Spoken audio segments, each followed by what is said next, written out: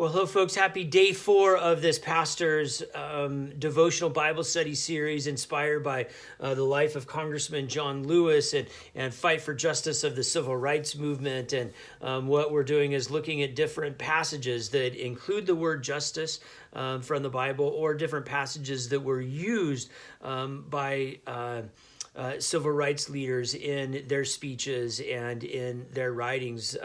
Today we have another just powerful chapter to look at, and we're going to be in the book of Isaiah today. So go ahead, open your Bible. Almost exactly in the middle, you'll find Isaiah. We're going to be in chapter 40 today, and we're going to read a portion of chapter 40, the beginning of chapter 40, and a piece of this was used in Martin Luther King Jr.'s I Have a Dream speech. So we want to look at that. Now, some of you might know chapter 40 of Isaiah is actually a pretty famous passage. It has a number of sections in there that have been used for, music settings and obviously the speech by Martin Luther King Jr.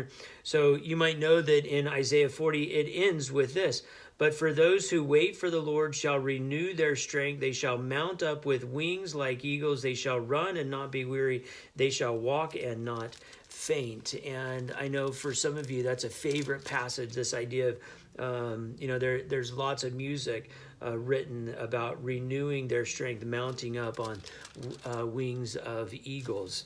But that's not what we're looking at today. That's like bonus Bible study information.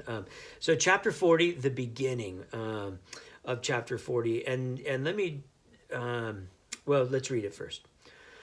"Comfort, O comfort my people, says your God. Speak tenderly to Jerusalem and cry to her that she has served her term, that her penalty is paid, that she has received from the Lord's hand double for all her sins." So obviously something has happened.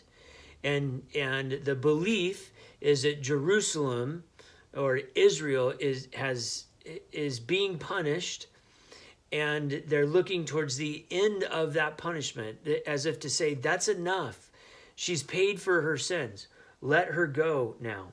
This is actually written, this part of Isaiah was written while the people were in exile in Babylon. So they're in exile. They're talking about the ability and the opportunity to go home to Israel. And it's in that setting that this part of the book of Isaiah is written. Then it says this, verse 3, "A voice cries out, in the wilderness, prepare the way of the Lord. Make straight in the desert a highway for our God." Think of that, through the desert. So Babylon, where they're in exile, is 2,000 miles east of Israel. And the Sahara Desert is what is separating in between the two. So we're talking about the Middle East. Some of you might have served there in the military. Some of you might have been there. So certainly all of us have seen pictures of it. Desert for as far as you can see, for 2,000 miles.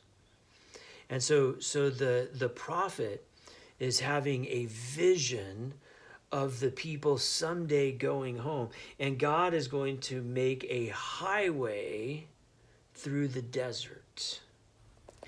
Verse 4, "Every valley shall be lifted up,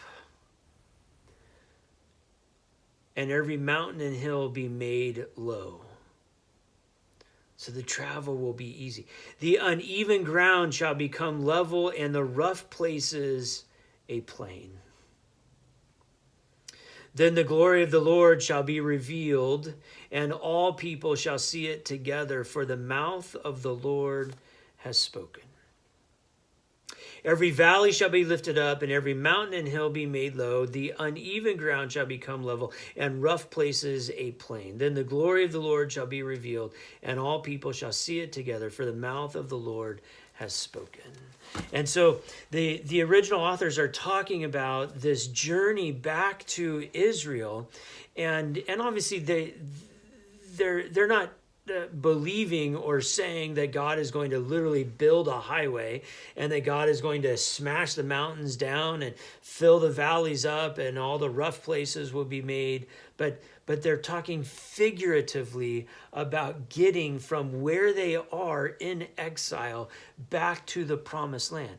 And that God is going to be their guide and that God is going to make their way for them. That God is going to forge a path for them back to the promised land. Well, this is exactly what Martin Luther King Jr., how Martin Luther King Jr. uses this text in the I Have a Dream speech. Again, not literally that God is going to come and to make mountains low and valleys high, but that in this movement that he was leading and was a part of, that God was going to forge a way, that he had a dream that God was going to make this way towards equality for all people. And that's the way in which Martin Luther King Jr. used this speech. So think next time that you have a difficult task that stands in front of you. And think about the ways in which God might lower the mountains and raise the valleys and smooth out the rough places. The ways, have you seen that happen already in your life? I bet you have.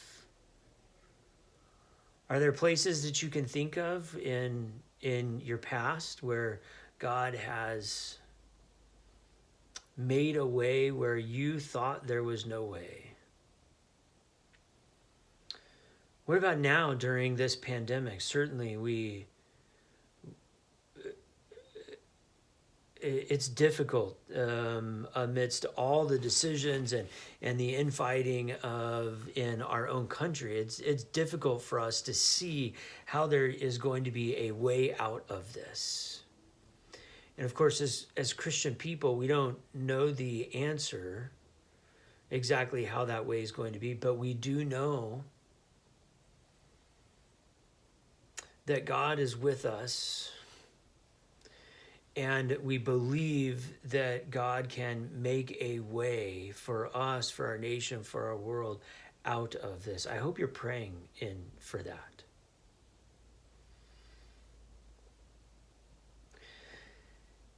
And so we stand in exile with the Israelites, looking across the difficult place to where is next, where we want to get to, trusting that it will be God who will make a way from here to where we want to go. May you find your way on this day. God bless.